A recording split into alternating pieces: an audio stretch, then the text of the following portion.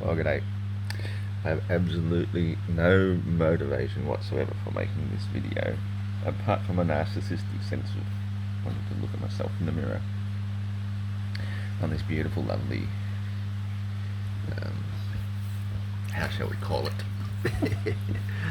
Miserable, wet, rainy Saturday mid-morning, after having subsequently wasted sufficient hours on the Quora platform, responding to a few of my big fans who keep me motivated, and knowing that there's far better things I could be doing, but why not just sit in the hot tub and admire myself in my camera like a narcissistic prince.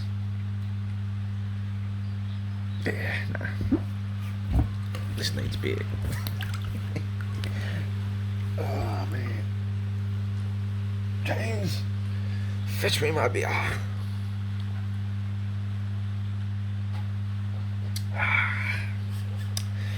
Okay, now we'll begin in a moment.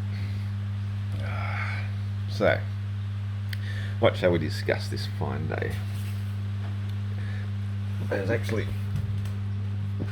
This can just be a little warm up to a prelude, as it may be, to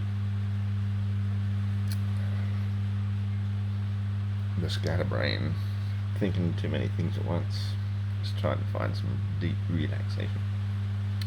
Hopefully getting back to a whiteboard shortly to discuss certain things. But really, sometimes I ask myself, do I even need the whiteboard? But what is the whiteboard but a metaphorical blank slate of the clear mind? Unfocused, blank, and you can use the marker to symbolize a symbol that you'd like to symbolize, because we think better in pictures than we often do in concepts. So it's probably better that you do see it illustrated upon a whiteboard, or as many better creators of videos and purveyors of the truth are able to show, using CGI, computer graphic images. That's actually a great tool of education, of expressing one's thoughts to another. Whereas hopefully I can just do it with a bit of lazy Saturday morning hot tub philosophy and describe on the whiteboard of your mind things that you can see far better in the imagination than you can in 2D little childish images. Great for writing down numbers and words and symbols and all the rest, but within the mind we can... Hello, darling. We can better grasp a 3D representation of a moment, like that little bit of bird song just then. It wasn't a choreographed piece starting on the beat of 1, 2, 3 now, dum dum dum dum dum dum dum dum, the end. He created a 3D shape in the construct of time. It seemed to pass from start to finish, but it still lingers in the memory, like ripples in a pond. Is the pond rippling, or is the ripple ponding? Such profound statements. One wishes he never made while staring at his own reflection in a black screen mirror device.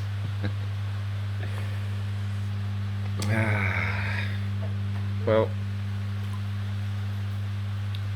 so if I was going to be drawing images on the whiteboard of your mind, The one I want you to picture is the 3D spherical ball Earth that they say we're living on.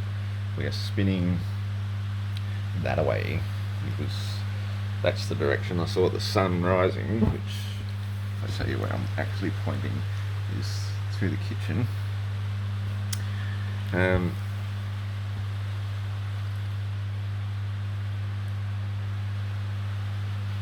So the ball is spinning that away at the equator of a speed approximating 1,040 miles per hour. Now this is quite interesting. This is why I was going to do it on the whiteboard, and this is why this is a prelude, because maybe I will get out the whiteboard later so I can write them down so that I don't forget how I'm talking about. And so they say that this spin of the Earth is what gives the appearance of the drift of the sun and the celestials at 15 degrees per hour. Now this has all been worked out by the mathematicians and the philosophers since 500 BC at least, since the times of Pythagoras and all those fancy Greek sounding dudes with Aristotelian fancy titles, aristocratic. Getting too fancy for me. Need another swill of fermented sugar in water.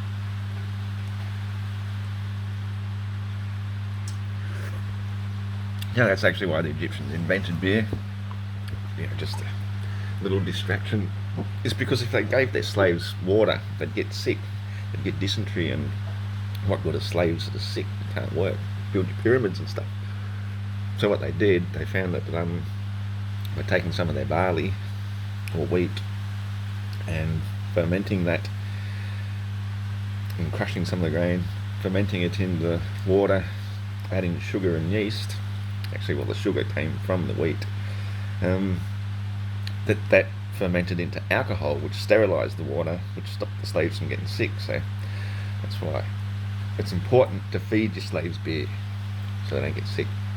Anyway, back to the 15 degrees per hour drift. Now this is what is a degree? Well, we know everything. Going back to the Greeks, the sphere is the perfect shape. It's a circle in 3 dimensions in every direction, so that if we divide that sphere into one circle, into quarters, and then into thirds of each quarter, and then keep subsequently dividing and dividing and dividing, well, eventually we'll get 360 degrees, and that's one full revolution. So 15 degrees per hour, well, that's if you drew the straight line across the horizon and you had your protractor 180 degrees. If you divided that into your 15 degree portions, then that is how we devised a day. So just by observation of the time it took for the sun to rise and set and reappear again. That's the invention of our clock, 24-hour clock. So if it's 24 hours and the things are moving 15 degrees in an hour, then this is the way that they calculated, sort of back engineered the size of the Earth according to angles of shadows from the sun. So this goes back to the Eratosthenes tale, which is quite a fanciful tale, no matter how many different versions of it you hear. One says he looked down a well at midday on the summer solstice, some say it was an equinox, some say there was no shadow cast down a well on a particular day, and because it was known on that day, blah blah blah. So in another place in Alexandria, 500 stadia away, which was measured by distances of camel caravan, or paced out by a slave trained to walk exact paces in a straight line through deserts and mountains and lots of stuff. But so it's 500 stadia away. The angle of that shadow decreed that x minus y square the root of pi gave a circumference of about, give or take, slightly less than 25,000 miles, which means that then if you divide the 15 degrees by 25,000, you'll find that 1 degree. See, this is why I need the chalkboard, the whiteboard. Anyway, 1 degree works out to be, in rounded figures, 69 miles, which is a very rounded number, mind you. 69 miles. Beautiful, makes a yin and yang. So, how absolutely coincident is that? That 1 degree should be 69 miles. So,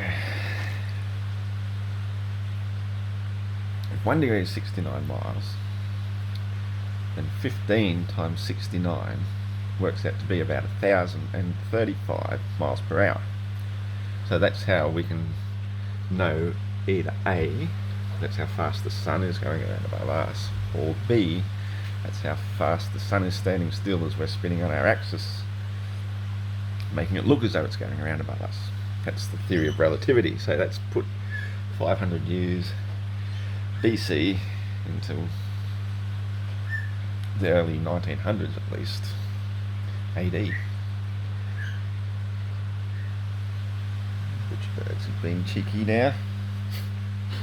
Trying to interrupt my train of thought.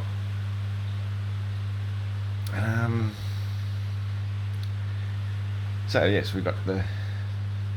So yes, if we're going at the speed then, 15 degrees per hour, which if you put that on a analog clock, it's saying it's half the speed of the hour hand of the clock. So that's how fast the Earth is spinning, which if you made the hour hand of the clock as big as the radius from the centre of the Earth to the surface, right where you are, means that you're on that tip of that hour hand spinning approximately 1 1/3 times the speed of sound.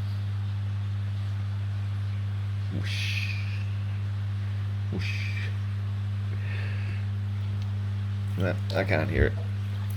Maybe it's going faster than we can hear it, and we just hear the echo. The thought plickens.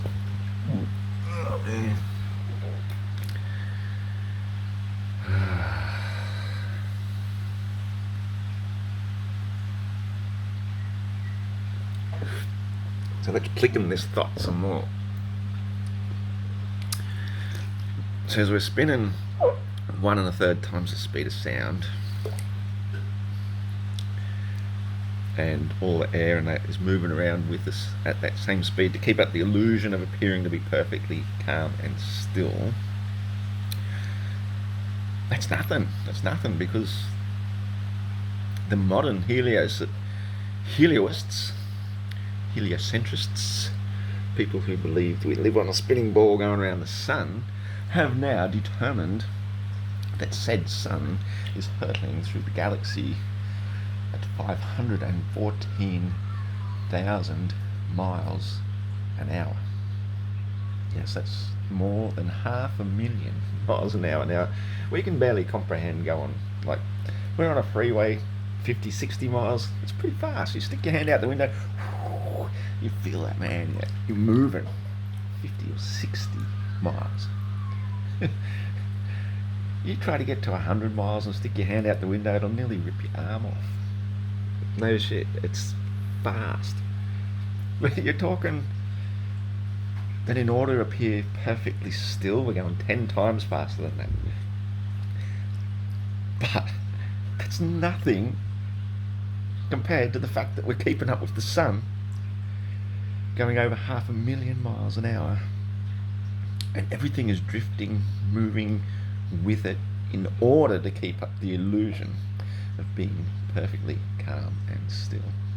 So that means there are miracles going on at every given moment in time, because at these phenomenal speeds where you can just throw something up like a ball and catch it again, on a moving train, sitting in a hot tub, playing in a park, playing on the beach, you can throw this ball straight up and it will come straight down, which means that it is moving sideways, diagonally, spiraling and spinning multitudes of times faster than it appears to simply go up and simply come back down. It is just mind-blowingly miraculous. How did we not know how bullshit it all is? It's absolute bullshit.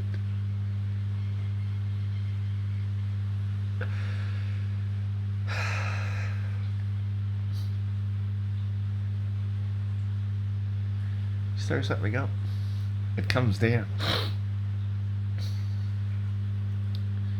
No forces required apart from the energy of throwing it in the first place. The falling is just a reaction to the action. There's no reaction without the action.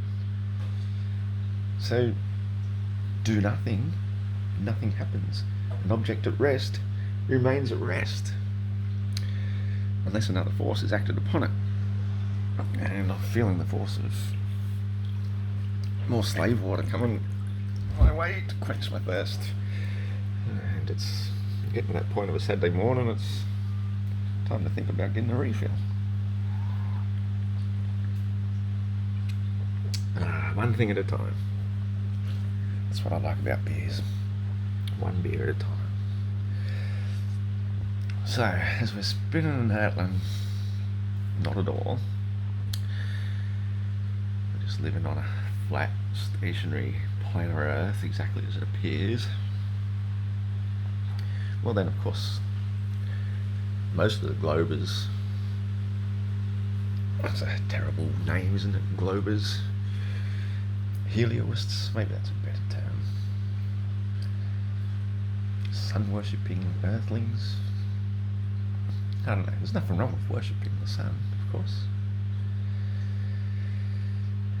Except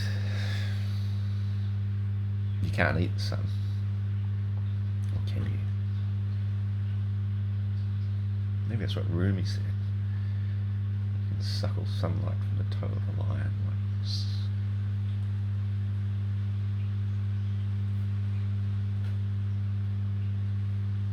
That could just be the acid speaking that I took back in the 60s.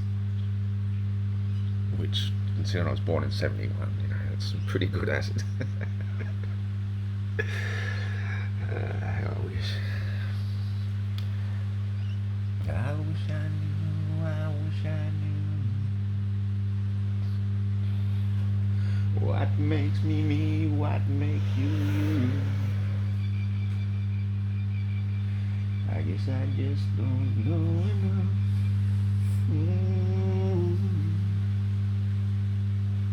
Whoa, channel a bit of Cat Stevens there for a minute, why don't you? Beauty of hot tub philosophy is you can just go anywhere, drift off, and never know where you'll end up.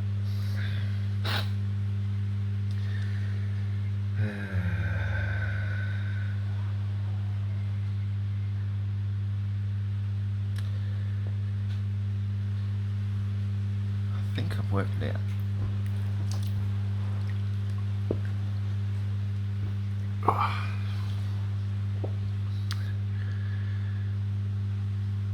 Hot tubs and beer. That's the meaning of life. Check it out. Take it easy.